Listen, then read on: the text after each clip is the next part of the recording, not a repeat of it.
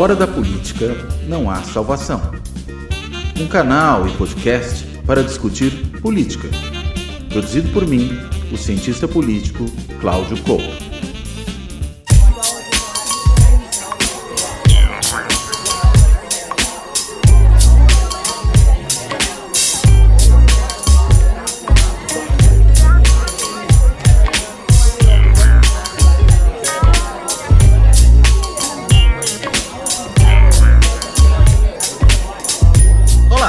Este Fora da Política Não Há Salvação vai tratar das falas dos políticos, né? O que eles falam, e não falam só com a boca, né? Falam também, às vezes, em postagens nas redes sociais, falam em entrevistas que dão, em declarações que dão nos seus périplos pelo país, né? Dava o presidente Bolsonaro lá no seu famoso chiqueirinho do Palácio da Alvorada, o presidente Lula faz isso nos eventos aos quais ele tem comparecido. Enfim, as falas dos políticos, as postagens dos políticos, o discurso público que eles fazem, de que maneira impacta o processo político, impacta o jogo do poder que está sendo travado.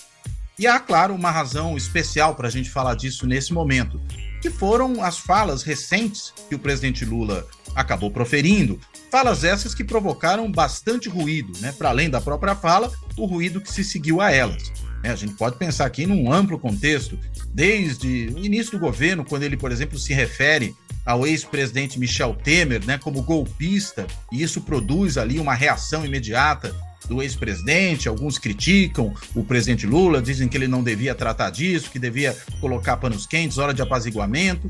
Isso é um dos exemplos. Mas também, ainda pensando no presidente Lula, né, as falas sobre a questão da taxa de juros do presidente do Banco Central, Roberto Campos Neto, né, as críticas que ele faz a ele, muito abertas e muito diretas e muito duras. Né? E também muita gente avaliando que essas críticas talvez produzam, de novo, mais ruído do que solução de problemas. E isso acaba também impactando a própria economia. Então, às vezes, aquilo que o presidente quer resolver, que é, digamos, criar condições para uma redução da taxa de juros, se cria mais tumulto e se ao mesmo tempo provoca o Banco Central a querer, por exemplo, manter firme a sua posição, como aconteceu na última reunião do Copom, pode até produzir o efeito inverso àquele que é buscado. Mas é claro que o efeito talvez mais importante veio das falas recentes do presidente da República tratando do ex-ministro e ex-juiz Sérgio Moro. Ele, numa entrevista ao 247, ele se refere ao Moro como alguém por quem ele nutria sentimentos, digamos, não muito edificantes no seu período de cadeia, o que acho que, aliás, é perfeitamente compreensível, sobretudo considerando isso aí o que se descobriu depois sobre o processo da Lava Jato. Usou até uma palavra ali que eu não vou proferir aqui, de baixo calão, para dizer o que desejava, né, ao ex-ministro Sérgio Moro, ao juiz Sérgio Moro, ao ex-juiz e ex-ministro Sérgio Moro. Mas o fato é que isso se seguiu, ou a isso se seguiu, para ser mais exato, uma revelação de que o ex-ministro Sérgio Moro ele vinha sendo ali monitorado pelo PCC, pelo primeiro comando da capital, grupo criminoso, que cogitava sequestrá-lo e eventualmente matá-lo, talvez a ele e a membros da sua família.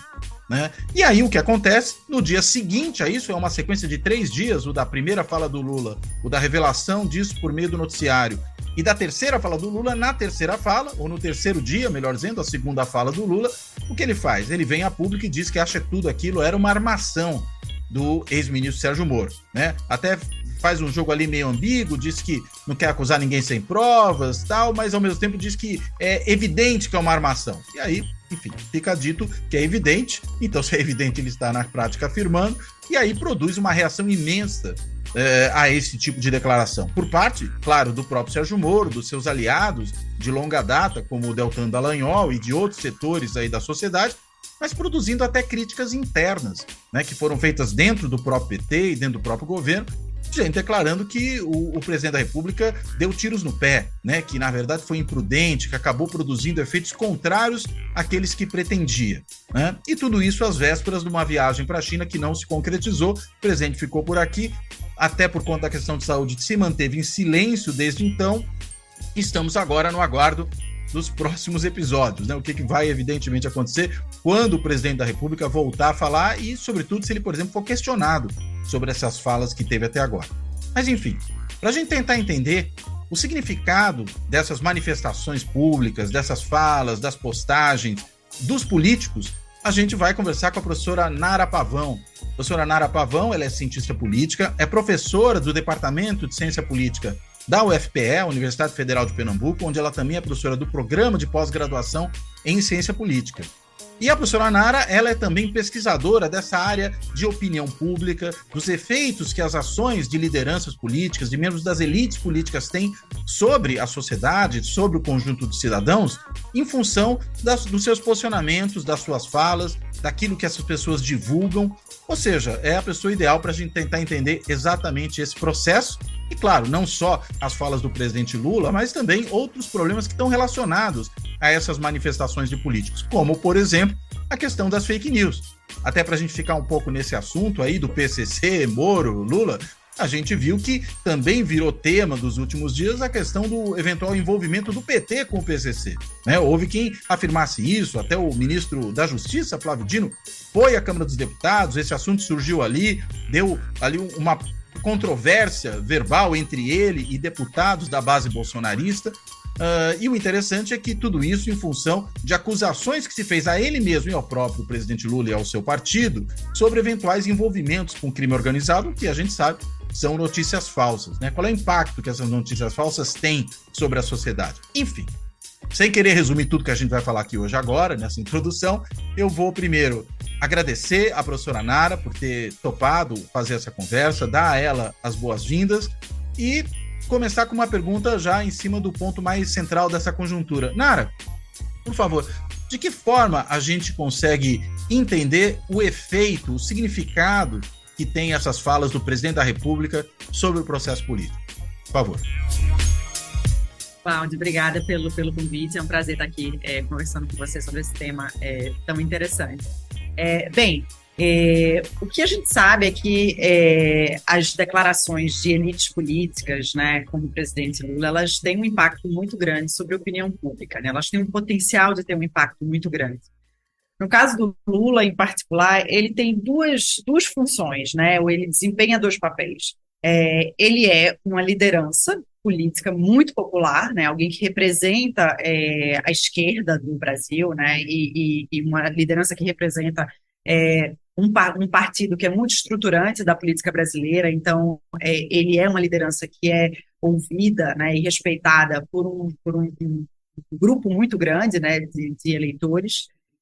E o segundo papel é que ele é presidente da República. Então, ele não tem uma relevância apenas para as pessoas que se identificam com ele, né? Mas ele é uma autoridade importante no país. Então, em tese, ele teria esses dois mecanismos, né, para influenciar a opinião pública. O carisma dele em relação ao grupo que gosta dele, que, portanto, tem todas as razões para ouvir o que ele fala e para acreditar no que ele fala e para ser influenciado pelo que ele fala, mas também ele é uma autoridade que é ouvida por todo mundo, né, independente de gostarem ou não dele. Então, essas duas características dele, né, o fato dele ser uma liderança popular e dele ser uma autoridade, aumentam muito o impacto de tudo que ele fala, né, sobre a opinião pública.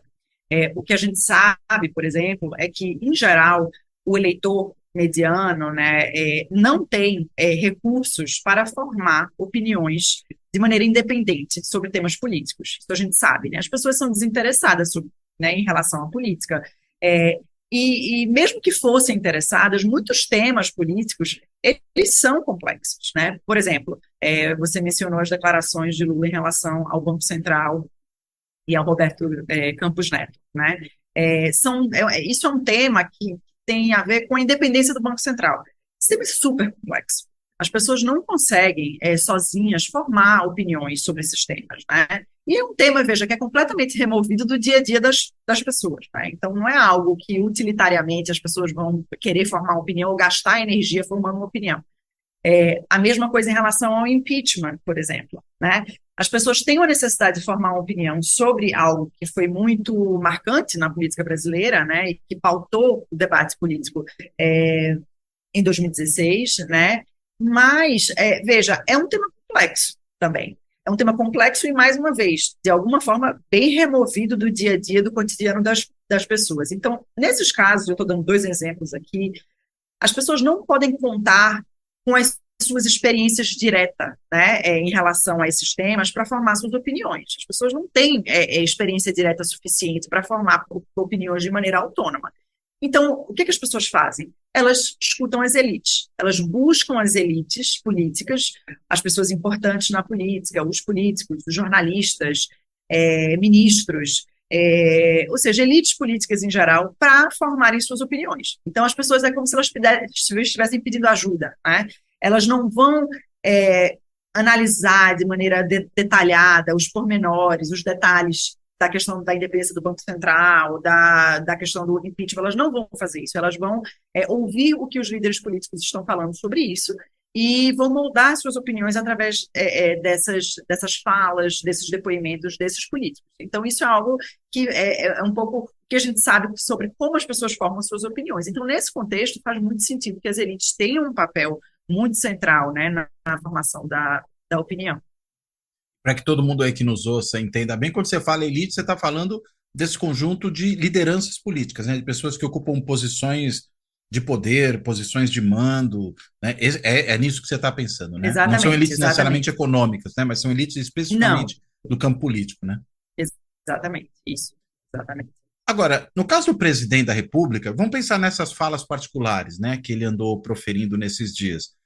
Qual é o peso que isso tem, por exemplo? A gente pode pensar na popularidade do governo, né? A gente está falando de um governo, saíram pesquisas recentes sobre isso, né? Um governo que vai completar 100 dias ainda, né? Quer dizer, um governo muito recente, vai completar 100 dias e é um governo que tem ali, diferentemente dos próprios governos do Lula anteriores, nesse primeiro período de governo, uma avaliação negativa muito maior do que houve em momentos anteriores. Claro que a gente pode imaginar, tem uma herança aí do bolsonarismo, o país está muito dividido, mas como é que fica, nesse cenário, um presidente que, digamos, fica criando tanto ruído, né, ao longo desse processo?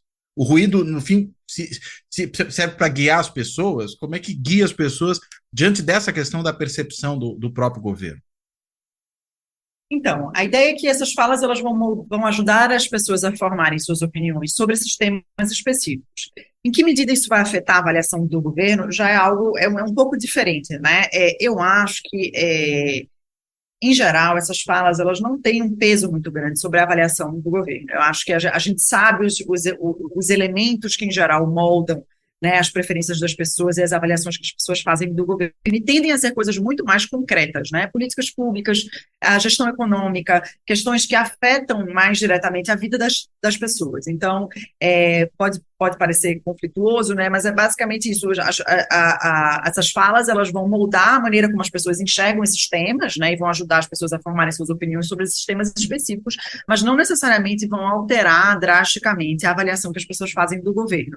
Então, e outra coisa, né, claro que Lula é uma liderança política para além do carisma dele, né, porque ele é uma autoridade, é o presidente da República, mas em geral, as pessoas não estão prestando tanta atenção assim a esses debates, né.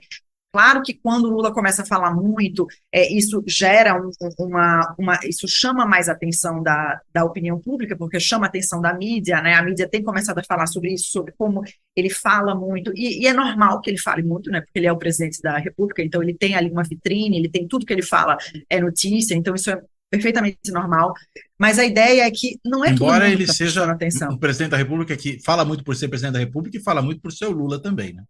Por ser Lula, claro, as duas coisas, né? Mas o fato da gente estar conversando aqui sobre isso, e nós somos cientistas políticos e tal, isso não é um bom termômetro para como isso chega na opinião pública. Então, eu tenho sérias dúvidas em relação à consequência que isso tem para a avaliação do governo, né? Eu acho que, em geral, as pessoas não estão prestando tanta atenção nesses temas como a gente está, como a mídia está. Mesmo com a imprensa repisando o assunto, porque a imprensa ficou batendo nessa tecla durante dias, né? Está batendo ainda, a gente pode dizer. Então, aí eu acho que, mesmo que a imprensa bata muito nessa tecla, né, a gente sabe que o que influencia a avaliação de governo são coisas que são importantes para as pessoas, né, e são essas coisas muito mais concretas que afetam diretamente o bem-estar das pessoas. Isso é o que gera avaliação, por exemplo, frustração com as políticas econômicas do governo, frustração com política social.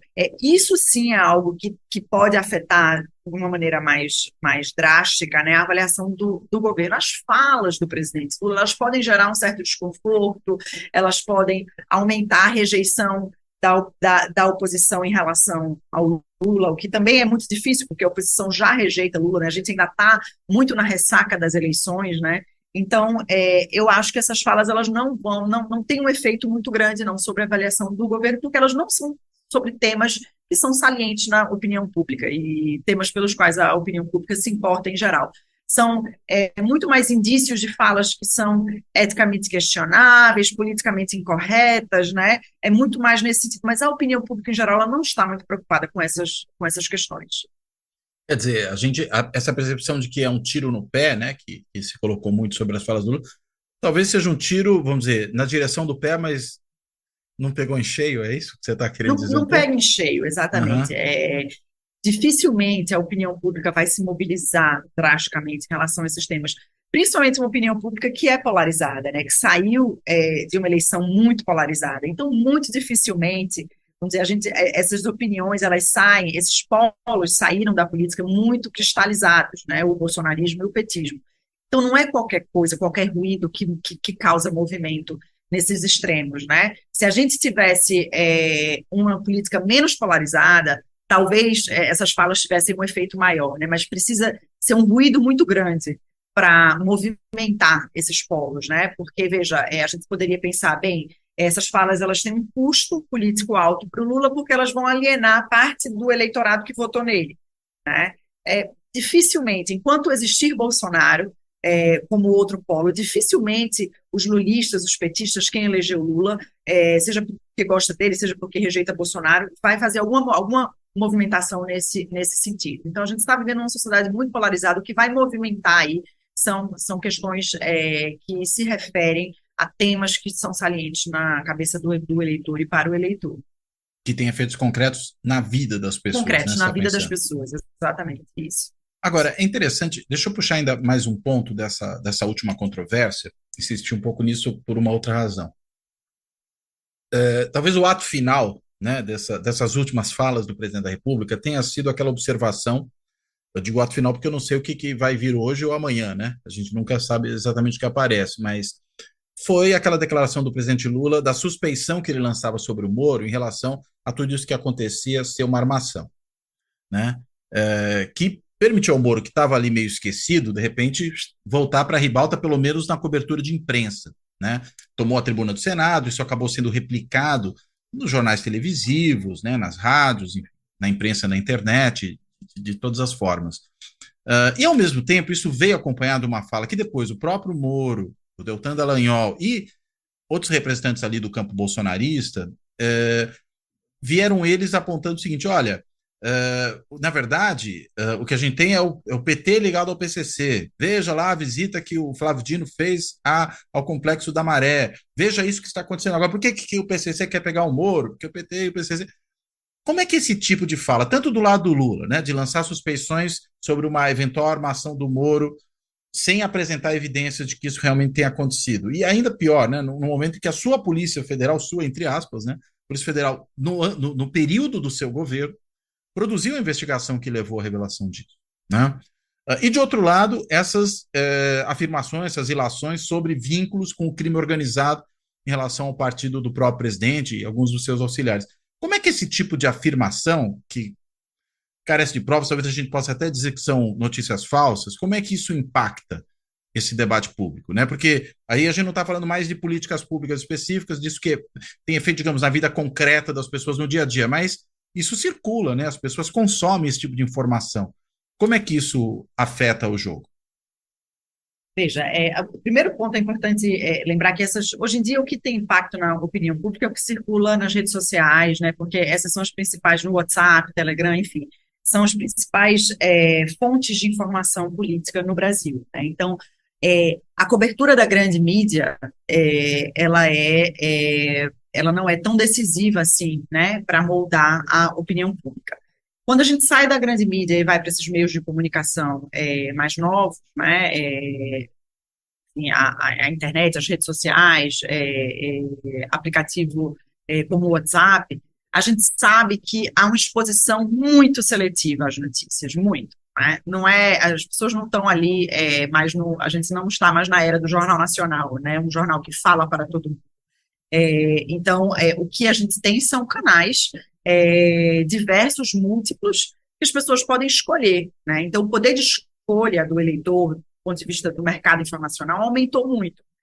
E a gente sabe que as pessoas já têm uma tendência em escolher fontes, canais de informação que vão ser congruentes politicamente, ou seja, canais que eu vou acessar, através dos quais eu acesso notícias que vão ser congruentes com as minhas opiniões políticas e que vão confirmar aquilo que eu já sei. Então, só quem vai ouvir a versão de Moro, a versão que Moro dá para essa história, ela vai chegar muito mais fortemente para os opositores do PT. Né? Então, quem apoia o PT, ou os eleitores de Lula em geral, eles vão se blindar, eles estão blindados desse tipo de informação, numa certa medida, porque eles não vão querer ouvir Moro. E se escutam Moro, acham que ele está mentindo e não confiam no que ele fala. Então, e vice-versa, né? Essas falas do Lula, por exemplo, elas não vão repercutir muito na base eleitoral do Lula, porque, inclusive, há uma chance muito grande dessa base pensar como Lula, pensar que Moro está forjando isso tudo, que isso que isso foi tudo montado, né, por ele. Então, é importante pensar nisso, né, na seletividade das notícias. Elas não chegam para todo mundo da mesma forma, né? E se por acaso há um erro de percurso aí, que uma notícia que, por exemplo, um petista escute algo que Moro fala, o que é muito, muito difícil, porque essas pessoas não vão estar prestando atenção, vão evitar ouvir Moro, dar voz a Moro, elas vão achar que Moro está falando algo que não é verdade, vão achar que ele é um mentiroso, enfim. Então, tem essa questão, né, da seletividade, que eu acho que é o primeiro passo aí, né? As notícias, elas não chegam para todo mundo, essas falas, elas não chegam igualmente para todo mundo. E um segundo passo é que, quando elas chegam para as pessoas, a gente sabe que as notícias, sejam elas verdadeiras ou falsas, elas não têm um efeito de persuasão. Elas não vão mudar drasticamente. O efeito de persuasão, ele é raríssimo, né? O efeito das notícias é muito mais um efeito de reforço de crença. Então, as notícias, elas vão reforçar aquilo que as pessoas já sabem.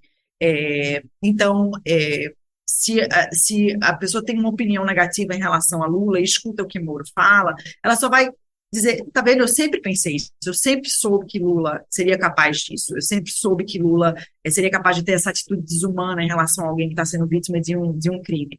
E vice-versa, as pessoas que gostam de Lula, elas vão ouvir o que Moro fala, ou que Lula falam, também no sentido de reforço de crença, né, de achar que Moro é alguém que seria capaz de inventar né, essa história toda para se vitimizar, por exemplo, para ganhar apoio político. Então, o efeito, mais uma vez, é um efeito de reforço de crença, porque as pessoas vão se selecionar para, né, receber certas notícias que são congruentes e vão aceitar as notícias apenas as notícias que são congruentes, que vão de acordo com seus priors e que confirmam aquilo que as pessoas gostariam que fosse verdade. Então, eu não acho que teria um efeito muito drástico, não, sabe? Eu acho que é o efeito de reforço de crença. Isso tem assim, os estudos que tem sobre isso reforçam essa ideia, né? De que não há efeito de persuasão, mas sim de reforço de crença e de percepções. Agora, num cenário de polarização tão radicalizada, né, como esse que a gente está vivendo, de que maneira esse reforço, digamos, agudiza essa polarização? Né? Porque aí, primeiro as pessoas, digamos, estão em posições meio estanques, né? Elas são muito, muito herméticas a serem persuadidas de qualquer outra coisa. Por outro lado, tem esse efeito de reforço, né? O que, digamos, torna essas posições estanques cada vez mais estanques e cada vez mais distanciadas, né? Como é que isso impacta a democracia, Nara? Então, isso tem um efeito muito ruim sobre a democracia, né? E eu acho que a primeira coisa que vale a pena pensar é que talvez essas notícias, elas não mudem drasticamente a posição das pessoas no espectro político, até porque, como você mesmo falou, essas pessoas já estão muito próximas aos dois extremos, então é muito difícil polarizar ainda mais. Mas o que a gente tem observado é que talvez essas notícias e essas falas, que são muito politizadas, muito partidarizadas, né?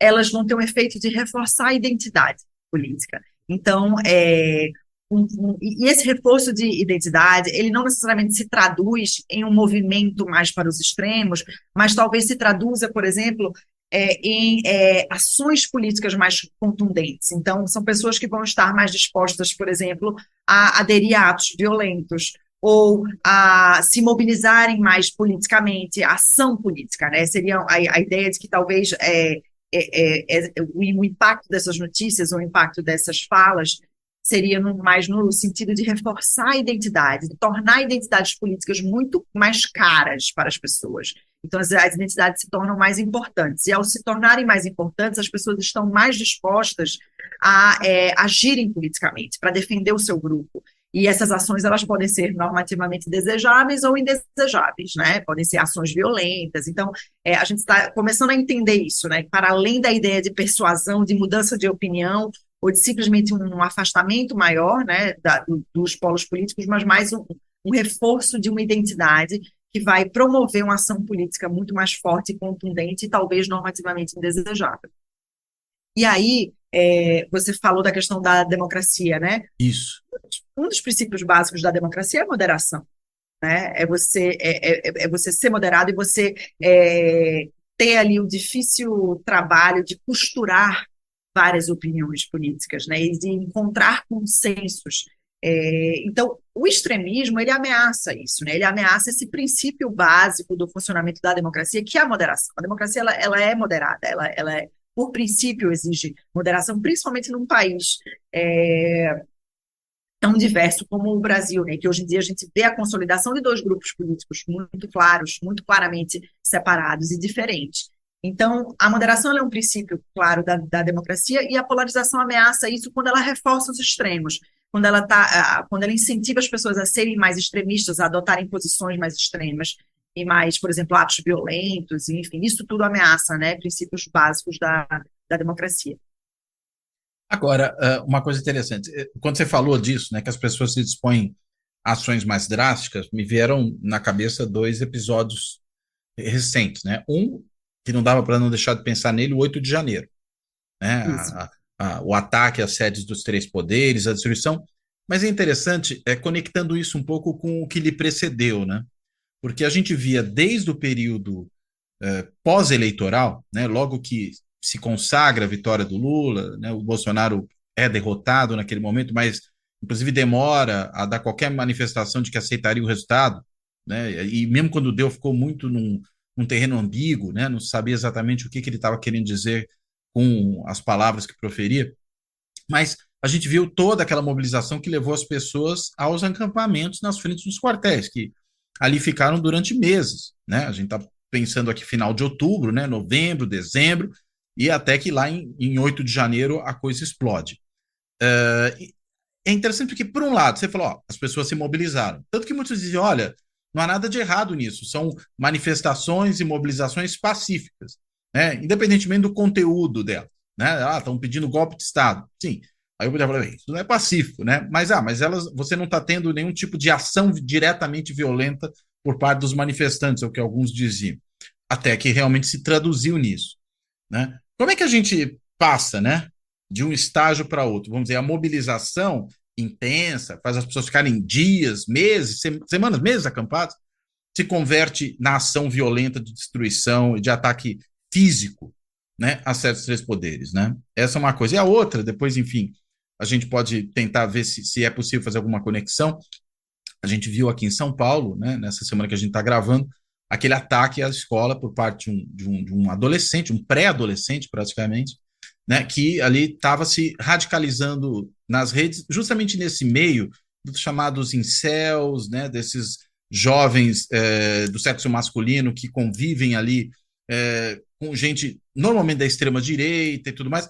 Como é que esses fenômenos que ocorrem nas redes exatamente produzem esse tipo de episódio, né? Estou pensando, claro, no acampamento, que eu poderia chamar de mera mobilização até o ato violento, né? E até essa mobilização dos lobos solitários, né? Que também vão surgindo aí, que também é gente muito radicalizada. Aqui a gente tem um pré-adolescente, mas a gente pode ter outros casos, né? De gente que, por exemplo, mata pessoas por discussões políticas e coisas do tipo. Então, como a gente passa, né, de uma mobilização pacífica para uma mobilização violenta, né? O que motiva isso?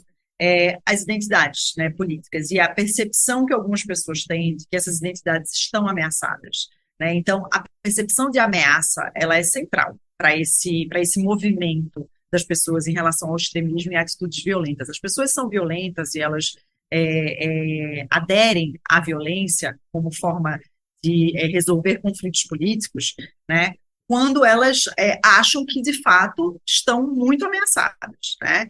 E, veja, a ideia de identidade política remete à ideia clássica, né, de que a gente navega a sociedade e o mundo político através de grupos políticos. A gente pertence a grupos políticos, e é esse pertencimento a um grupo político que dá sentido à nossa vida política, dá sentido, me ajuda a formar minhas opiniões sobre a política, me ajuda a votar, me ajuda, quer dizer, tem utilidade muito forte. Mas a identidade, ela não é só moldada pelo nosso pertencimento a um grupo, pela nossa identificação, semelhança em relação a outras pessoas, né, outros eleitores, mas principalmente em relação à diferença do outro. Né? Então, a existência de um outro grupo, que a gente chama de outgroup, né, é essencial para que a gente molde as nossas identidades políticas. Então, a gente descobre muito quem a gente é quando a gente se percebe diferente, né, quando a gente sabe, quando a gente tem um grupo que é muito diferente do nosso. E essa diferença, muitas vezes, ela é assustadora e ela se escala, né, numa sociedade muito polarizada, a ponto de eu começar a ver o outro como um grande inimigo e como uma grande ameaça à minha vida, à minha existência, né, e à existência do meu grupo político, que, mais uma vez, o grupo político é o que dá sentido à existência da gente enquanto ator político, né, enquanto eleitor. Então, isso em situações muito extremas, né, quando a gente acha que a gente está sendo ameaçado, muita gente está, assim, disposto a aderir à violência, a ações violentas, e justifica isso como o único caminho viável para a preservação das identidades políticas, né, e do meu grupo político.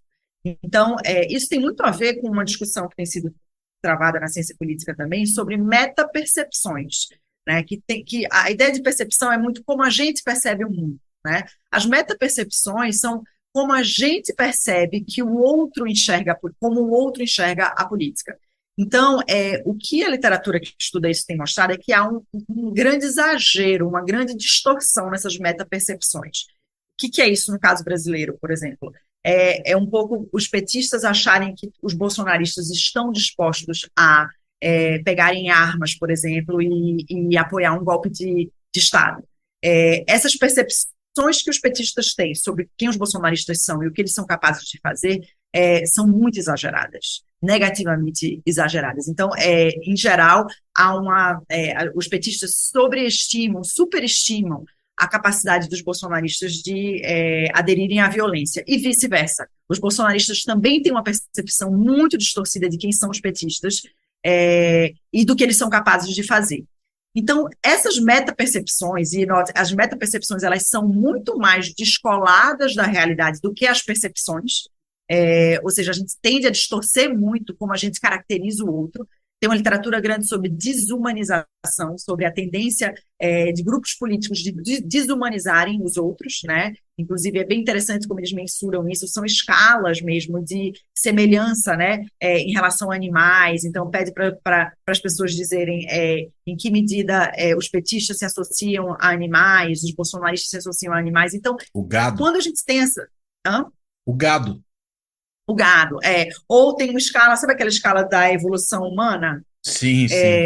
Então, os surveys perguntam, se você pudesse localizar os bolsonaristas nessa escala, onde você localizaria? Se você pudesse localizar os petistas. Então, essa ideia, né, de desumanização mesmo, que numa sociedade extremamente polarizada, isso acontece, e essas distorções nessas metapercepções ocorrem. Então, essas distorções são basicamente o que explicam, né, a aderência das pessoas, a adesão das pessoas a certas ações violentas. Então, claro, se a gente está no ponto de ter que proteger nossa integridade física e nossa sobrevivência, nós somos capazes de tudo. E violência é sim justificável. Então, os estudos que foram feitos, né, os estudos qualitativos que foram feitos com essas pessoas que estavam acampando em quartéis e tal, mostram exatamente isso. Essas pessoas, elas tinham uma visão muito apocalíptica da política, né? Era o fim do mundo que estava se aproximando. Então, claro que as pessoas tinham que ir para os quartéis, que defender a democracia desse fim do mundo e defender a existência delas, né, a sobrevivência do seu grupo. Então, a gente explica esses fenômenos basicamente por essas questões mais psicológicas mesmo. E daí não só ir aos quartéis, mas, digamos, ir às vias de fato, como a gente viu E as vias de fato, no 8 sim, de janeiro. exatamente. Esses estudos de metapercepção, eles estão precisamente tentando entender a adesão das pessoas a ações violentas na política. E essas distorções nas metapercepções, essa coisa da gente demonizar o outro, é um dos principais fatores que explica por que as pessoas aderem a ações violentas na política. É o medo. É o medo, é a sensação de ameaça, né, em relação ao outro. E isso pode ser mais ou menos descolado da realidade, mas, em geral, isso é bastante exagerado. Esse medo é muito exagerado e infundado.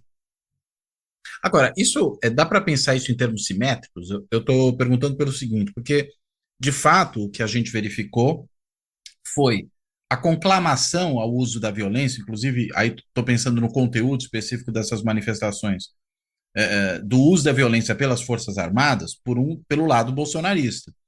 E os atos de violência do 8 de janeiro, ou mesmo dia 12 de dezembro, né, quando teve aqueles episódios em Brasília de atear fogo em ônibus, de atacar a sede da Polícia Federal, também foram feitos por bolsonaristas, né? Não tem uma assimetria aí entre essas metapercepções dos dois lados? Talvez exista uma assimetria na realidade, né? Mas no mundo das percepções, não, né? Até porque a gente tende a justificar nossas percepções depois que a gente forma nossas percepções e nossas opiniões. Então, por exemplo, eu diria que os bolsonaristas justificariam o medo que eles têm dos petistas, chamando atenção, por exemplo, para as invasões de terra do MST, para o extremismo de alguns grupos sociais, para a associação do PT com políticos autoritários ao redor do mundo, com ditadores. Então, eu acho que a assimetria, na realidade, ela não importa. Né? O que importa é como as pessoas distorcem as suas percepções, as suas maneiras de verem o mundo. E aí, nesse sentido, eu chamaria mais atenção para a simetria que existe entre os grupos. A gente não analisou ainda esses dados de metapercepção no Brasil, a gente tem os dados, mas não analisou ainda, mas as metapercepções, os estudos que foram feitos nos Estados Unidos, por exemplo, mostram que republicanos e democratas, eles exageram, e o exagero é em torno de 400%, certo? É um exagero muito grande, é muito descolado da Só para realidade. entender, esse percentual é medido em relação ao quê? Só para entender em relação essa escala. São dois tipos de perguntas que são feitas. Né? O primeiro o quão disposto você estaria a adotar ações violentas na política, ou são perguntas mais diretas também, né, para evitar essa coisa das pessoas não quererem dizer que gostariam de se envolver em violência. Então, fazem uma série de perguntas sobre o indivíduo em si que está respondendo a pergunta. A gente sabe se esse indivíduo é democrata ou republicano, e essa pessoa também responde uma pergunta sobre o outro grupo. Como é que você acha que qual você acha que é a probabilidade de um republicano ou de um democrata aderir a essas mesmas ações violentas? Então, quando eu falo que há um exagero de 400% nas metapercepções, é que quando a gente compara a maneira como os republicanos dizem que eles se comportam e a maneira como os democratas enxergam que os republicanos se comportam, há essa distorção de 400%. Então, há um descolamento, né, muito grande na maneira como a gente enxerga o outro, né, em relação a como o outro se enxerga. Né? Então, claro que tem vários vieses aí, mas a ideia Porque é que há um imagino sempre que um lado descolamento. tende a moderar a sua A moderar, autopercepção, exatamente. né? Exatamente. E o Mas outro quando a a gente superestimar, né? superestimar, exatamente. Mas quando a gente olha, existe uma simetria dos dois grupos. Os democratas não tendem a sobreestimar mais o comportamento violento dos republicanos e vice-versa, né? Existe essa simetria. No caso brasileiro, claro que tem algumas especificidades que você está mencionando aí. Talvez isso gere uma assimetria, mas eu duvido, porque eu acho que, em geral, essas percepções... Os mecanismos são os mesmos, né? São mecanismos psicológicos, que não tem a ver com você ser bolsonarista ou não, tem a ver com você ter uma identidade política. Então, eu acho que não tem uma diferença muito grande, não. Então, peraí, só para ficar mais claro, a assimetria a qual você está se referindo, ou simetria nesse caso, ela diz respeito às percepções, ao mecanismo psíquico em que eu trabalho a minha perspectiva a respeito do outro, do meu Isso. adversário, mas essa simetria não diz, ou simetria, vamos ficar na simetria, ela não diz respeito necessariamente aos comportamentos concretos de um e de outro. Exatamente, exatamente. É muito, né, a ideia de que as nossas percepções, elas são muito abstratas e elas são moldadas por processos que são motivados politicamente. Então, eu vou sempre distorcer a minha visão do outro, né, independente de quem o outro seja objetivamente, né? Se é de um grupo ao qual eu não pertenço, ou o grupo, a oposição, né, ao meu grupo político, eu vou sempre demonizar ou exagerar os comportamentos ruins que essas pessoas teriam, né? Então, nesse sentido, é simétrico, né? Porque é um comportamento, é um mecanismo psicológico de formação de opinião. Não, eu tô fazendo um exercício mental aqui, enquanto você estava falando, pensando na seguinte situação, né?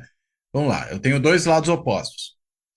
E aí vamos pensar, no mundo real, não no mundo das percepções, um lado, digamos, é fascista, o outro lado é social-democrata.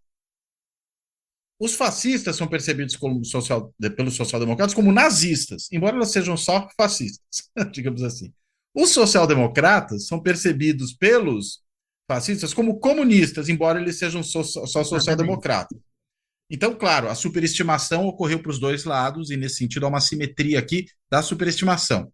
Mas no mundo real, o social-democrata continua sendo muito diferente do ponto de vista, digamos, do lugar da escala em que ele está no seu lado em relação ao fascista. Porque o fascista ainda assim é Sim, um extremista. Ele pode não ser tão extremista quanto o nazista, mas ele é. O social-democrata não é um extremista.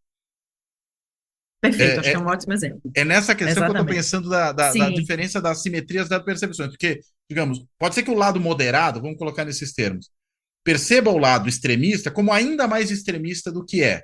E aí tem uma superestimação até grande. Mas pode ser que o lado extremista perceba o moderado como extremista, embora ele não seja extremista. Né? É nisso que eu estava pensando, voltando um pouco para a realidade brasileira, entendeu?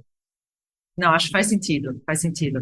É porque né, quando a gente fala de percepção, né, é outra história, porque de fato é descolado da realidade, né? E aí a dinâmica da psicologia da formação da opinião, ela gera essa simetria, mas faz sentido. Agora, como é que a gente resolve esse problema?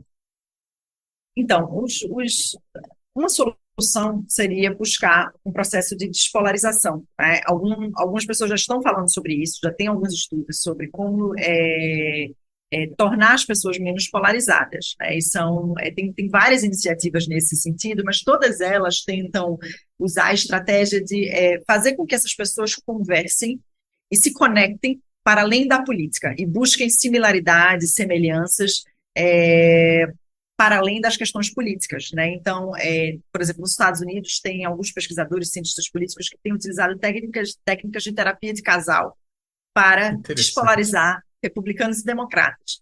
E os efeitos que eles encontram são dramáticos, assim, são efeitos grandes, né? No sentido de que você consegue desconstruir essas metapercepções a partir do momento que você começa a conviver com essas pessoas. Note que, de maneira natural, bolsonaristas e petistas, eles não convivem, né?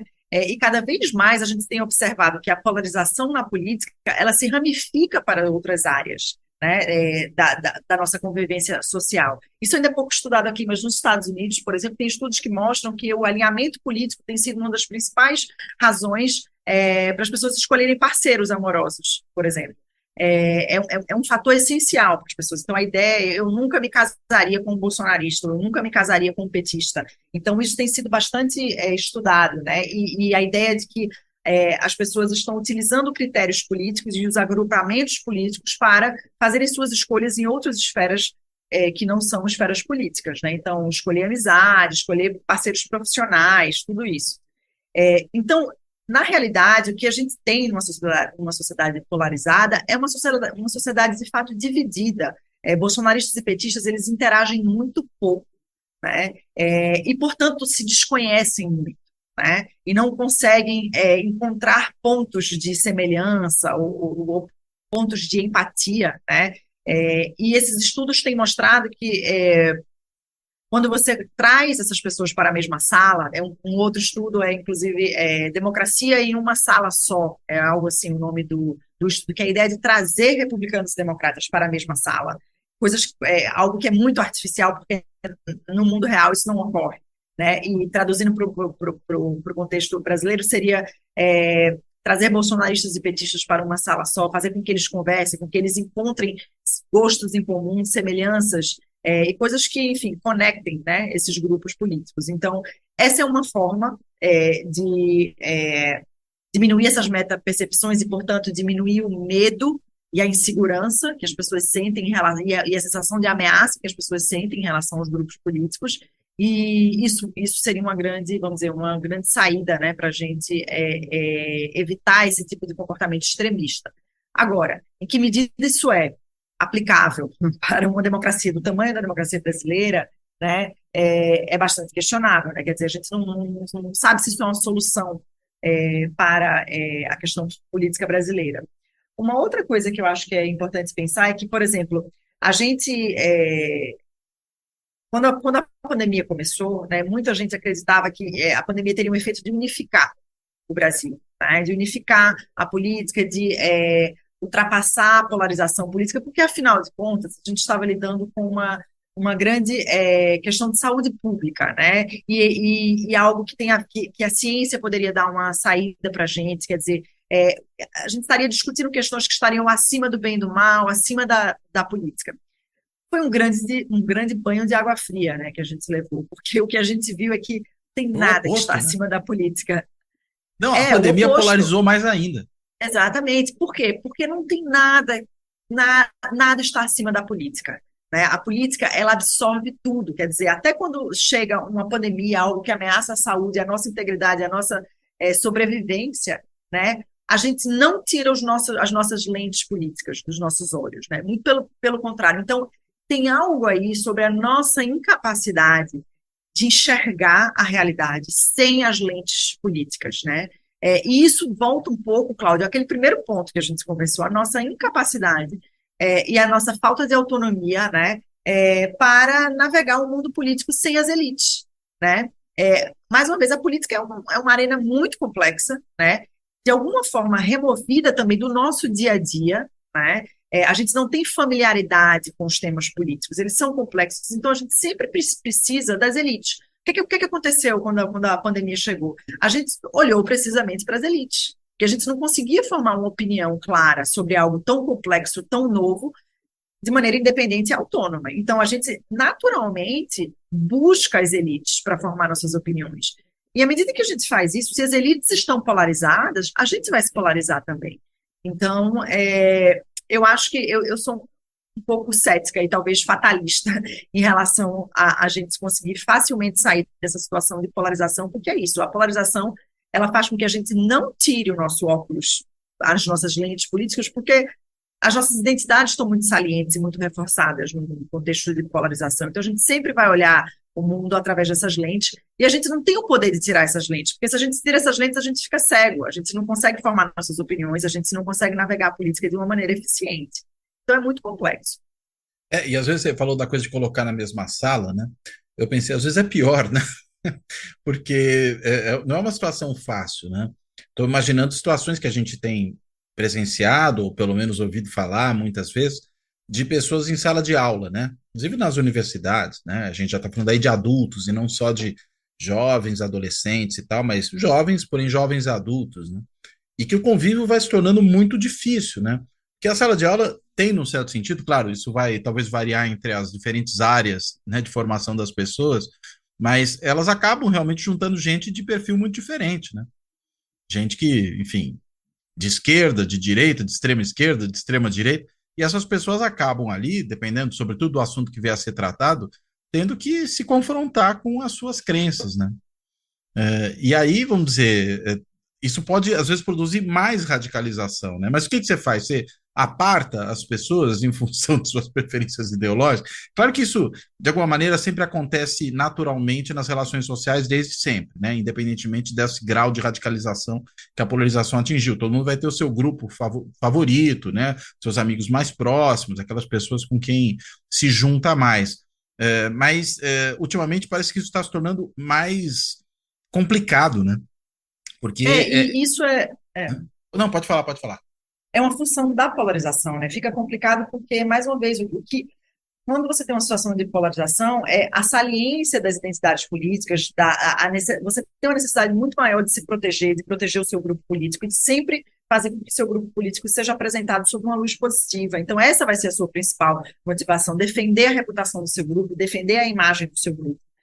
Eu tenho uma experiência no curso de comportamento político que eu dou na graduação, que é de tentar fazer com que os alunos consigam enxergar a política e os grupos políticos, né, e as identidades políticas de uma maneira mais humana mesmo, né, de uma maneira menos julgamentos, com mais tolerância, né.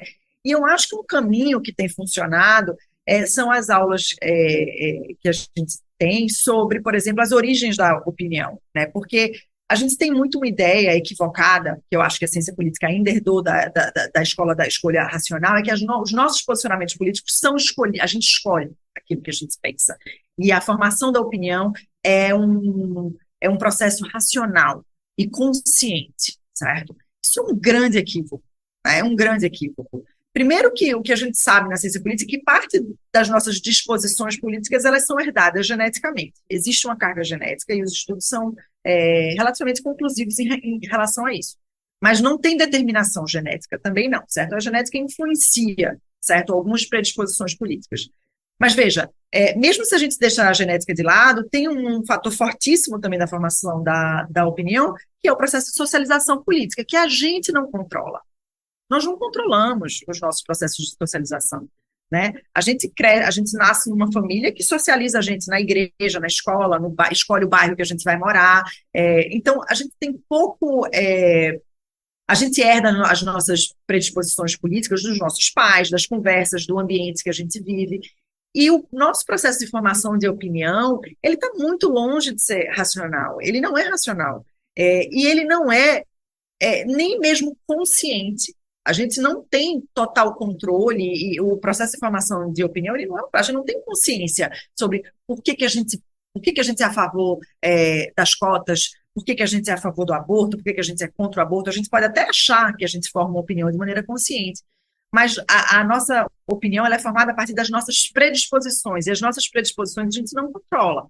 Então, eu acho que esse é um caminho interessante também, que, mais uma vez, eu não acho que é uma saída para o Brasil, porque é algo que exige, né, uma formação, enfim, que não é acessível a todos, mas eu acho que é a gente entender que as nossas opiniões, elas não são, que a gente não controla e nem conduz de maneira consciente e racional as nossas opiniões, eu acho que é um bom caminho para a gente pensar, para a gente ser mais tolerante. Um pouco que nem orientação sexual, né? Tanto que tinha toda aquela surgida que antes às vezes falava, respeito a, como dizer, livre escolha, né? Mas eu falando, não é uma escolha, é uma orientação, evidentemente, mas que ela já resulta de uma predisposição e não pura e simplesmente de uma decisão, né? A diferença é que a escolha sexual, ela se refere ao âmbito privado. A orientação, né? A orientação, sim, ao âmbito privado, exatamente. Mas eu quero dizer, você quando a gente controla, fala de né? orientação, isso, mas existe essa pressão de que a política tem que ser uma arena racional e que as pessoas precisam se comportar racionalmente. Olha, note, toda a literatura que tem sobre partidarismo faz uma analogia muito forte entre as identidades partidárias e as identidades em relação a time de futebol. Quer dizer, não tem grandes diferenças. Agora, no futebol, as pessoas podem ser irracionais, as pessoas podem defender um time que é muito ruim e dizer que o time é bom, mas na política a gente não pode fazer isso, porque existe essa idealização mesmo da política como uma arena muito racional, muito consciente, muito calculada, né? E hoje em dia, assim, a literatura que vem da revolução da economia comportamental, a prospect theory, né, todas têm atentado para o fato de que nós não somos racionais, e a gente precisa tentar entender como é que a democracia funciona, então, se a gente abrir mão desse pressuposto de racionalidade. E eu acho que a gente consegue entender melhor a política brasileira, entender melhor as opiniões, as formações de preferência, e a gente consegue ser mais tolerante se a gente aceita isso, se a gente parte desse pressuposto, que a gente não é a política não é uma arena muito superior, não, às demais. Agora, eu te perguntei há pouco, né, como é que resolve isso, né? Eu já estou pensando agora numa outra coisa, né? Não é nem se como resolve, porque você mostrou que é difícil resolver, pelo menos do ponto de vista de ações deliberadas, né? Que não é um processo que simplesmente você comanda e que vá ali apresentar um resultado e pronto. Mas pensando numa situação menos de intervenção da própria sociedade deliberadamente para aplacar esse problema e pensando mais num próprio processo social, assim como a gente chegou aqui de certa maneira, sem que necessariamente houvesse um grande planejamento para gerar isso, e a gente mergulhou nessa situação, você percebe isso como um processo reversível, né? Ou seja, um processo em que a sociedade se despolarizará, digamos, pela sua própria dinâmica e não necessariamente por essa intervenção exógena, né, às próprias relações políticas e sociais? Veja, eu não acho que a sociedade tem capacidade de se despolarizar sozinha, não. Eu acho que a sociedade precisa das elites. Note que a sociedade, o que a gente chama de massas, né, as massas, os eleitores, eles só se polarizam quando as elites se polarizam também. Porque, mais uma vez, voltando àquele ponto inicial da nossa conversa, a gente está o tempo todo pegando sinais das elites. A gente não tem muita capacidade de se polarizar sozinho e a gente também não tem capacidade de se despolarizar sozinho. Então, traduzindo, né, o que vai despolarizar a gente? Elites mais moderadas. Um grande fator, né, que ajudou a polarização no Brasil foi primeiro o antipetismo, né, que era ali, que foi um fator de polarização no Brasil, né, uma força que polarizou o Brasil. E depois a gente tem o antipetismo, ele se consolida na política brasileira, no campo do bolsonarismo, quando o Bolsonaro surge. E existia ali, e a gente entende que, por exemplo, a sociedade brasileira sempre foi conservadora, né? Ela é mais conservadora do que é liberal, progressista, mas o que existia era um vácuo de liderança política de direita. Então, era um setor da população, o setor de direita, por exemplo, naturalmente votava em políticos de esquerda ou políticos do centro, e era um pouco a ideia que assim, ideologia não importa, né? Como se não importasse mesmo. Mas, na verdade, as pessoas de direita elas não tinham opção. É muito difícil, né, a gente ter um partido forte, enraizado, de massa, de direita, numa sociedade como a brasileira, né, uma sociedade pobre, tem um histórico da ditadura, né, mas existia um vácuo de liderança política na direita que foi ocupado por um líder muito carismático, Bolsonaro, que se juntou que conseguiu ele mobilizar o discurso de outsider, né? Ele conseguiu se desconectar de um sistema que estava muito em baixa, né, por causa da Lava Jato. Então, um sistema que estava ali, né, derrotado, ele consegue utilizar aquilo dali para construir a marca dele, dizer eu não faço parte desse sistema e eu sou alguém que eu vou contra o sistema, eu vou contra a mídia, eu sou contra o STF, ninguém precisa estar aqui mediando a minha relação com vocês, porque eu sou o Salvador, eu que vou representar vocês muito bem. Então, ele faz isso e ele se alia ao antipetismo. Então, eu acho que grande parte da polarização no Brasil, ela também é incentivada pela existência de um líder que é muito extremista, né? Então, pensando no futuro, né, eu acho que a moderação das elites políticas, que é algo que pode acontecer, né, no futuro, o surgimento de lideranças que ocupem posições mais centristas no espectro político, a moderação dos grupos políticos. Eu tenho muita dificuldade de enxergar um Bolsonaro moderado, até porque ele não tem muita, Uma contradição nos termos, né? consistência. Isso, e quando porque recentemente ele deu uma entrevista no The Wall Street Journal, super moderado. Ele condenou um pouco as manifestações do 8 de janeiro, ele fez uma autocrítica em relação ao posicionamento dele durante a pandemia, mas não durou 2 dias. Depois, na própria entrevista, no final, ele se contradiz um pouco. Então, ele não consegue sustentar muito essa posição moderada, porque não é dele, né? Ele faz isso com uma concessão política, acho que aos grupos políticos, aos estrategistas políticos que estão com ele ali. Mas, veja, eu acho que Lula teve uma capacidade de se moderar um pouco, para tentar ganhar ali os votos das pessoas moderadas mesmo. E eu acho que é possível que surjam outros políticos com um discurso mais moderado, como surgiram alguns nessa eleição também, mas não tinha muito espaço, né? Então, eu acho que o tempo pode, sim, ajudar a reforçar e a consolidar lideranças com discursos mais moderados, e isso, sim, vai moderar a opinião pública. São sinais mais moderados, discursos mais moderados, que podem ajudar a opinião pública a se despolarizar. É interessante, você falou, a gente não tem partidos de massa, né, de direita no Brasil consolidados, né? Talvez o último caso, vamos dizer, de uma agremiação partidária mesmo de direita consolidada, tenha sido a UDN, né? Que era realmente uma Isso. agremiação partidária, aí sim, com estrutura, com uma certa linha e tal. E a gente está falando de antes do golpe militar, né? De lá para cá, a gente teve até um monte de partidos de direita, mas parece que nenhum deles, como organização partidária, tem lá muita coesão, muita consistência, né? E mesmo o bolsonarismo foi incapaz de produzir esse fenômeno do ponto de vista organizacional, né? Um partido. Exatamente. Tem a liderança Exatamente. carismática, tem um movimento que, em boa medida, alimenta, né, o bolsonarismo, enfim, fez esse negócio funcionar, mas esse movimento não se institucionalizou na forma de uma organização partidária, né? E nem parece que desses partidos que estão aí, inclusive o próprio partido do Bolsonaro hoje, o PL, você tem exatamente ali uma organização com características para assumir esse papel, né? Pelo menos quando a gente considera a história desses partidos, quem são, digamos, os chefes organizacionais desse partido. O Valdemar da Costa Neto vai ser o grande líder de um partido de direita orgânico no país? Tenho lá minhas dúvidas.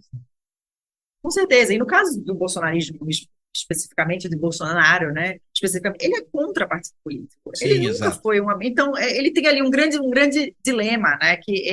Eu acho que ele até se beneficiaria de uma construção mais partidária ao redor dele, mas ele não consegue, porque ele nunca foi uma pessoa partidária, né? E ele construiu o discurso dele, né? O discurso que ajuda ele a chegar ao poder é um discurso antipartido, é um discurso de construção de uma imagem pessoal, né? Então ele não quer competir com o partido político, ele não quer, ele tem o bolsonarismo, por que ele vai precisar de um partido político, né? Então na cabeça dele é algo que de fato ele não precisa, né? Então é muito, muito difícil mesmo o surgimento de um partido de direita. E veja, formar um partido, a construção de um movimento partidário e que tenha enraizamento na sociedade é algo muito difícil, né? Você vê assim, claro que a esquerda ela é de alguma forma ocupada, mas os partidos que surgiram na esquerda também não conseguiram se enraizar, né? O PSOL, por exemplo, muito longe de um enraizamento. Na direita ali, o Novo também é um partido super elitista, super desconectado da população, das massas, né? Então é um trabalho muito difícil mesmo, a construção de uma marca partidária Só que o tenha PT, raiz né, na conseguiu sociedade. fazer Só o isso. PT. Só o PT. Né? O que me parece, por outro lado, é que o Bolsonaro, não sei se você concorda, ele de alguma forma desbastou o campo em que a direita pode ocupar. Que você colocou, né, que tinha muito eleitor de direita que votava num partido, pensando no PSDB, mais atrás, né? Um partido de centro-esquerda por falta de opção, né? E de repente o PSDB já deixou de ser um partido de centro-esquerda, eu diria que ele quase deixou de existir, para a gente pegar o período mais recente, tamanho a debacle, né, do PSDB. O fato que a gente ainda não tem um partido de direita estruturado, mas eu não sei, a minha percepção, até pelos últimos resultados eleitorais, por lideranças que têm surgido nesse campo, é que o Bolsonaro e o bolsonarismo, eventualmente, mesmo que eles não se viabilizem eleitoralmente para 2026, por exemplo, ou mesmo para 2024, né, eleição municipal, eles abriram um campo, né, abriram uma clareira para a direita, que me parece que não existia antes estruturada dessa forma. Não sei se você concorda com isso. Concordo, eu acho que isso, do ponto de vista da representação, é muito positivo, né? Sim, claro. Veja, quando você fala que as pessoas de direita votavam no PSDB, eu vou um pouco mais longe, as pessoas de direita votavam no PT. Em Os alguns casos. conservadores sociais, né? Eles votavam no PT. Tanto que, enfim, por outras questões mais pragmáticas mesmo, né? Mas é um pouco o caso do Nordeste, né? Que a partir de 2002 reformula a sua configuração política e vira uma região petista, né? Mas antes não era, as pessoas votavam em partidos de direita ou no PMDB, então é interessante olhar para isso também. Desculpa, qual foi a tua pergunta, Cláudia? Não, a pergunta é essa: se esse campo da direita ele não se criou a partir. O bolsonarismo teve talvez o condão de criar um campo da direita ocupável, vamos dizer assim. Não tem um partido, mas tem um campo, né? E não é, veja, eu não estou me referindo aqui àquela direita pragmática, fisiológica, à la centrão, não é isso, mas é uma direita, vamos dizer, que faça um discurso abertamente de direita, de forma mais estruturada, que o bolsonarismo, por mais maluco que seja, fez, como movimento, não como partido, mas fez, né? Com certeza, eu acho que, veja, algumas coisas, né? O primeiro ponto é que o fato de você ter ali um espaço, um espectro político, né, à direita, sendo ocupada por grupos, por políticos abertamente de direita, isso ajuda a estruturação ideológica das massas, né? Então, muita gente, provavelmente, no Brasil, nunca tinha pensado se era de esquerda ou de direita, ou nunca tinha pensado nesses termos, porque as elites não se organizavam dessa forma, as elites não conversavam em termos de direita e de esquerda. A gente não falava muito sobre ideologia. Pelo contrário, né? A ideia é um pouco assim, a ideologia é fraca no Brasil, não tem ideologia no Brasil, os partidos políticos não são ideológicos, do que faz sentido, mas assim, como se a ideologia ela fosse, de fato, algo não importante ou inexistente na população. E, na verdade, para você se identificar como de esquerda ou de direita, você tem que saber o que é esquerda e direita, você tem que olhar para esses sinais que as elites mandam. Então, eu acho que a ocupação da direita nos últimos anos ajudou as pessoas a conseguirem formar essa identidade. Né? Se referenciar e se identificar como de direita. Então, organiza a opinião pública, organizou a opinião pública em termos ideológicos. Antes não tinha ideologia, agora tem até demais, né? Tem até demais, exatamente. E veja, e oferece um canal de representação legítimo, né? Sim, o que não pode, assim, o que é ruim para a democracia é você ter agrupamentos políticos que não têm representação, né? O que não tem, você tem uma demanda por representação que não é entregue, né? Que não tem oferta. Então, eu acho que o sistema político conseguiu ofertar, de alguma forma, né? Opções para esse setor da população que está cada vez mais claramente identificado com a direita. E isso ajuda a esquerda também a se identificar, né? Então, acho que estrutura a opinião pública de uma maneira geral e em linhas ideológicas, né? Eu notei nas propagandas recentes, né, nessa propaganda que os partidos têm direito na TV e no rádio, que os republicanos, né, eu não sei se isso vai dar certo, mas é interessante talvez a tentativa que eles estão fazendo, né? Que eles se apresentam como o verdadeiro partido conservador do Brasil. E os republicanos têm, isso é inegável, uma vantagem em relação a alguns outros partidos, né? Ele tem uma estrutura, inclusive fincada na sociedade, por meio da Igreja Universal, né? Tem o controle, por meio da Igreja Universal, de um grande veículo de mídia, que é a Rede Record. E quando eles vêm e se apresentam assim, parece que eles estão percebendo, tem aí um espaço, a gente tem que batalhar para, digamos, pegar pelo menos uma fatia grande desse espaço, né? Ou seja, o cenário mudou, me parece, em relação ao que existia alguns anos antes, né? Quando você começa a fazer isso em termos de discurso partidário também, e não só em termos do discurso individual desse ou daquele deputado, eventualmente de um agrupamento aqui ou ali esparso, mas não organizado na forma de partido, né? Isso. É como se também assim, os rótulos esquerda e direita, eles tinham um pouco valor antes, né? Agora eles têm mais, então os partidos estão utilizando esses rótulos, né, para inclusive modelar a sua identidade, né, enquanto partido. Muito bem. Nara, excelente essa conversa. Muito boa mesmo, super, super esclarecedora. Eu te devolvo a palavra agora. Se teve ainda algum ponto que você acha que a gente acabou não passando, que seria importante mencionar, tratar, você, por favor, faça isso. E também, claro, para fazer as suas amarrações finais. Por favor.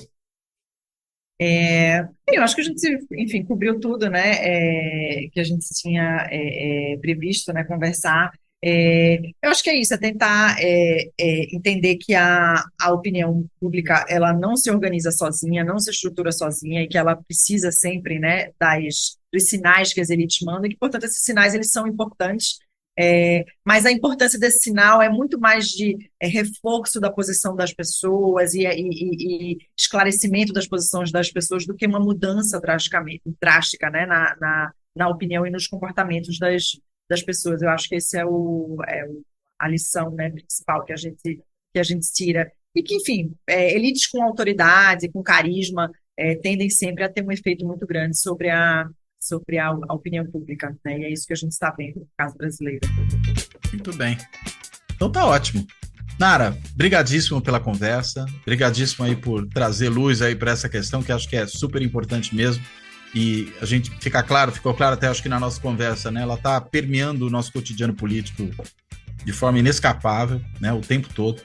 Bem, e dito isso, eu quero, além de agradecer a Nara, agradecer a todo mundo aí que tem nos acompanhado, né, no canal do YouTube, tem nos acompanhado nos podcasts, né, que tem seguido, né, o Fora da Política Não Há Salvação nesses campos. Fica aí o convite para quem ainda não segue, para que se inscreva no canal do YouTube, para que também favorite ali o Fora da Política Não Há Salvação no seu podcast favorito, na sua plataforma de podcast favorito. E claro, também, como eu tenho feito sempre no final, agradecer a todo mundo que tem apoiado aqui o projeto do canal de forma financeira. Vamos direto ao assunto, né? Seja por meio do botãozinho do Valeu Demais, lá do canal do YouTube, que você faz uma contribuição pontual, seja se tornando membro do Clube dos Canais, né? E aí também fazendo uma contribuição periódica ao canal, de forma parecida, fazendo uma assinatura simbólica no site de financiamento coletivo benfeitoria.com, ou ainda quem tem até feito Pix para o canal. Tenho recebido aí alguns Pix e agradeço a todo mundo que tem feito a contribuição por esse meio.